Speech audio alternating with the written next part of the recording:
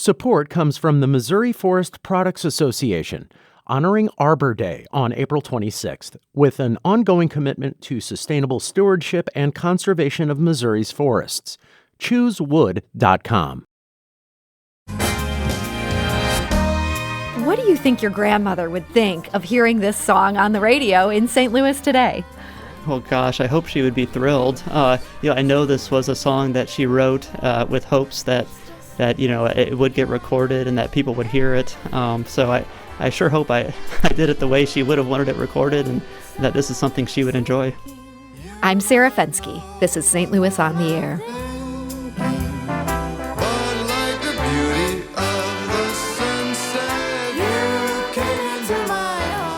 In the early 1940s, Jacob Leakey's grandmother wrote a song. Men across the U.S. were enlisting to fight in World War II, and one of them was the man who'd later become Jacob's grandfather. Back home on a farm in Missouri, missing her beau, Leona Augustine wrote, "I'm Only Dreaming of You," a song in honor of the man she loved. That song was never professionally recorded, but this year, on what would have been Leona's 106th birthday, it's finally getting released. And here to tell us the story and also let us get a preview of tomorrow's release is Jacob Leakey. Jacob, welcome. Thank you, Sarah. So I understand this all started when you stumbled onto the sheet music that your grandmother had written for this song. Where did you find this? That's right. A few years ago, my dad had actually given me just an envelope full of historical family information. And it was looking through there whenever I, found this piece of sheet music, and I was pretty astonished to see it was by my grandmother, Leona Augustine. And had you known prior to finding this sheet music that she wrote songs? I didn't know that. I knew that the Augustines were a very musical family. We had several things handed down to us from them, a lot of musical instruments, Leona's piano, the brass instruments Leona's father had played, and a fiddle that Leona's brother played. So I knew they were a very musical family, but I wasn't aware that they had actually gotten into writing their own songs. And I want to mention, it's not just that she had written this song. This sheet music was published. This is a copywritten. I'm saying this wrong. It had a copyright. You must have had a sense then that this was more than just a super casual hobby.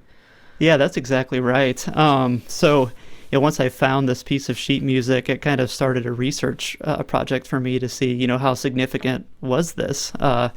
And I ended up learning that she actually had a Hollywood composer named Bob Carleton help her write the music and then get this song published. So that's, kind of when I came to realize the significance of, what my grandma had done.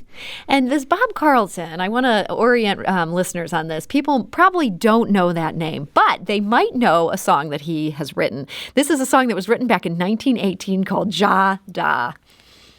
You've heard all about your raggy melodies, everything from opera down to harmony.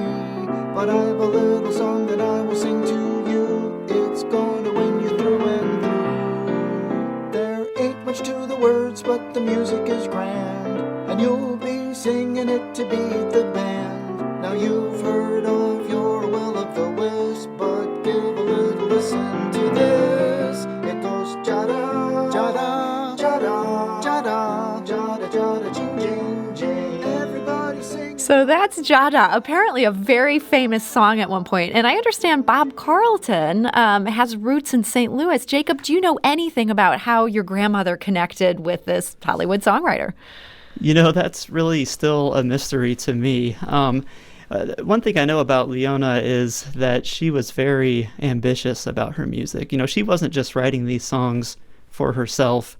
She wanted to get her music out there. And so she very persistently would, write a song and then send it to people and companies all around the country, trying to find, people who might collaborate with her on the music or companies that would publish her songs. And so as far as I can surmise, it was just that persistence that eventually had her connect with Bob Carleton and had him collaborate on this song with her.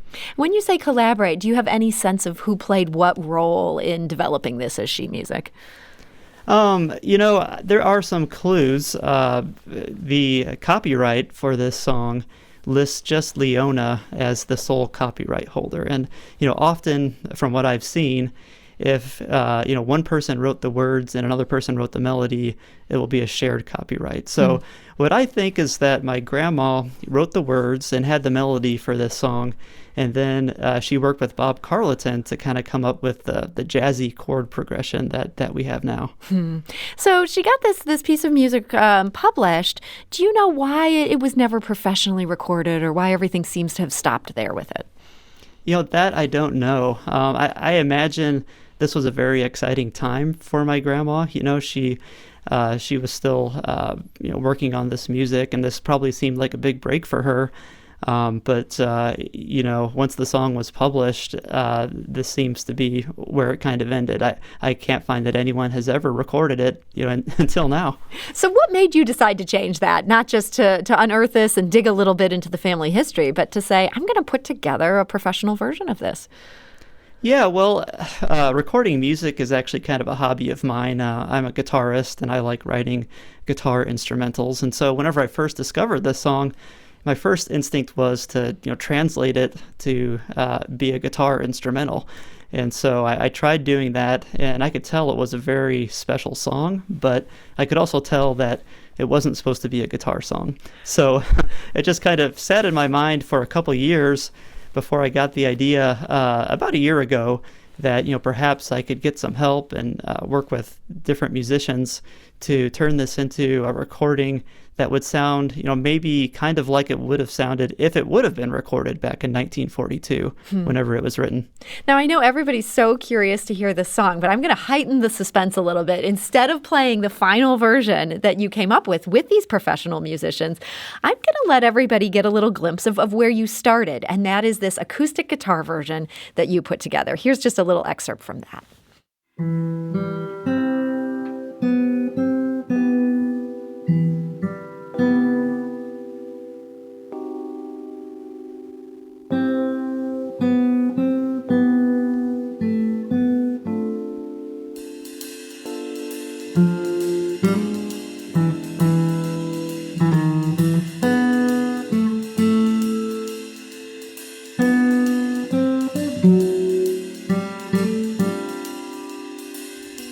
And that is Jacob Leakey's acoustic guitar version of I'm Only Dreaming of You. How did you get from there to getting professional musicians interested in collaborating with you on this? Yeah, well, I just kind of started searching the web, looking for people who did big band music. And I ended up looking all across the world, actually, working with musicians from 9 different countries, and just kind of started one by one. At first I contacted a drummer in Texas and sent him, what you just heard, that little demo, and said, play along with this. And so he did his drum track, and then I worked with a bass player, and he added a bass part to that, and just on and on. Eventually, I also realized that if I was going to do horns and strings and everything I wanted in the song, I really needed a chart, to have it all planned out and not just have each musician just improvising. So then I worked with a really talented composer from Venezuela named Samuel Fuentes, who kind of helped put together a chart that then I finally had sheet music to send to these players from all over the world. And it really just built the song one track at a time until we had it all together. I assume you were working on this during the pandemic. I mean, was that kind of a factor there, that people had some time and were willing to do things remotely?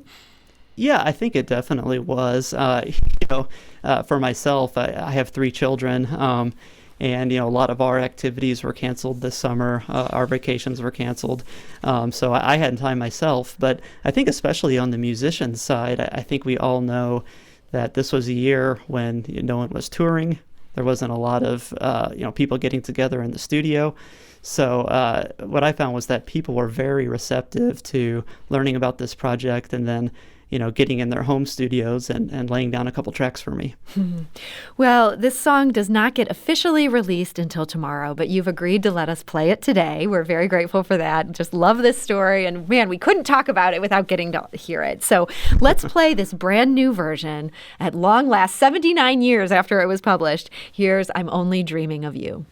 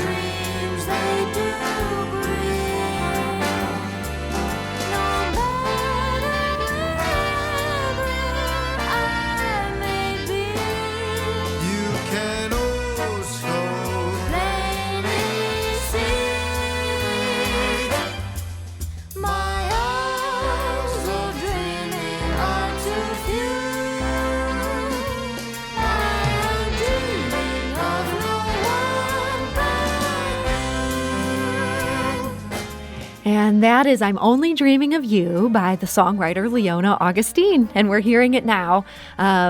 It's 79 years after she published the sheet music. Jacob, what do you think your grandmother would think of hearing this song on the radio in St. Louis today? Oh gosh, I hope she would be thrilled. I know this was a song that she wrote with hopes that it would get recorded and that people would hear it. So I sure hope I did it the way she would have wanted it recorded, and that this is something she would enjoy. Well, I think the song sounds wonderful. And in fact, I had a clip picked out to play on air today, and our sound guy actually suggested, you need to play more of this. This is a really good track, and it's hard to impress him. So that's some high praise there. But speaking of your grandmother, I want to go back to her life. She wrote this song while her beau was away. He'd enlisted in the military. He was also from Missouri. What happened to Leona Augustine and Felix Leakey? Yeah, well, they both grew up in the same small community. Leona grew up on a farm between the towns of New Haven and Washington, and that's the community where Felix lived as well. And they kind of knew each other their whole lives, but eventually became sweethearts. But then when World War II came around, Felix decided he was going to enlist and was sent away, stationed actually in Miami, Florida. And when he went away, I think that's what inspired Leona to write this love song, because it's a song about dreaming of someone, the person you love who's no longer there with you. And it came out 1942, right when the U.S. was going to World War II, and so I kind of imagine as an artist, perhaps she was seeing the same thing happen to women all around the country. Their husbands or boyfriends leaving for this war, and perhaps she wanted to create this piece of art that would be a universal sentiment out there. Yeah, I think there's a lot of people who were had the men that they love leaving them at that time. And this dreaming on Leona's part, this was not in vain. She ended up getting to follow him to Miami. Talk about a great place to be stationed. She moved down there and they got married. Yeah, that's right. So Felix was a bit older, about a decade older actually than most of the new recruits for World War II. And so he was sent to Miami, where he became a mechanic down there for the Army. And once he got down there and realized, what a beneficial place he had ended up in, he wrote to Leona and encouraged her to come join him there. Leona's parents initially were a bit wary of that, given that they weren't married at the time and everything. But they said she could go down as long as she brought a friend with her. And so she found a friend there in New Haven who ended up making the move with her down to Miami, Florida. And then, Leona and Felix could be together. And just two years later, they were married in Miami. And before the war was over, they had their first child down there, too. And they later moved back to Missouri. How many kids? They moved back after the war, and they ended up having 2 children. And one of them was your father? Yeah, my father, Richard, was Leona's son. And I was touched to learn that she kept working on music even at the end of her life. What did you find out about her efforts there? Yeah, I know music was a presence in her household all throughout her life. That's what I've heard from her children, my aunt and my dad, that she always liked to have a piano in the house and was always playing these songs, especially songs from the 20s, 30s, and 40s, songs like Jada that we heard earlier. Thanks for playing that, by the way. It's a great song. Yeah, and that, it was always something that was a big part of her life, even up till her last years. What I heard was that she was looking for a piano teacher that would help her learn ragtime just in the years before she died. So I know it was very important to her. Well, it's so great to see you're honoring her legacy here. Leona Augustine now has this wonderful song out. What do you hope will come out of this recording? Well, more than anything, I just hope that people hear the song and they enjoy it. I think that it's an old song. It was written about World War II, but I think the sentiment of being away from someone that you love maybe also is very relevant right now during this pandemic, with a lot of us separated from the people that we love. So hopefully the message is still relevant. Boy, I think it is. You make a great case for that. And the song it feels timeless in a way. I think that big band music, there's just always going to be something about that pulls on our heartstrings. So absolutely. Jacob Leakey, I want to thank you so much for joining us today. Thanks, Sarah. Thanks so much. And Jacob has done just a great job of outlining some family history here. If you're curious to hear more about Leona, you can go to leonasdream.com. There's some great family stories there and some great photos. And I want to go out of today's show with just a little more of this long-awaited single, I'm Only Dreaming of You.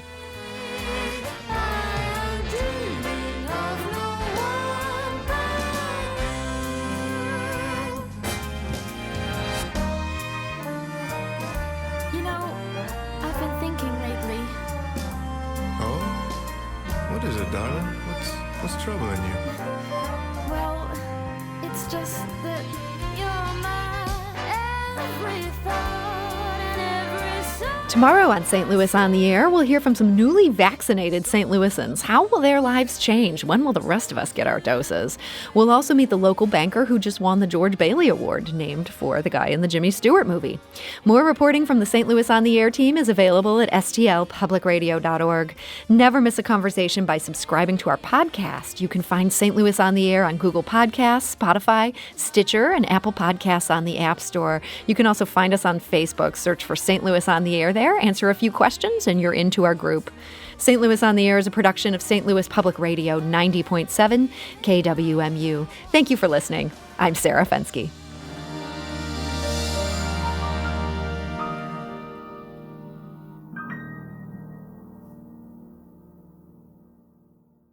Support comes from the Missouri Forest Products Association, honoring Arbor Day on April 26th, with an ongoing commitment to sustainable stewardship and conservation of Missouri's forests.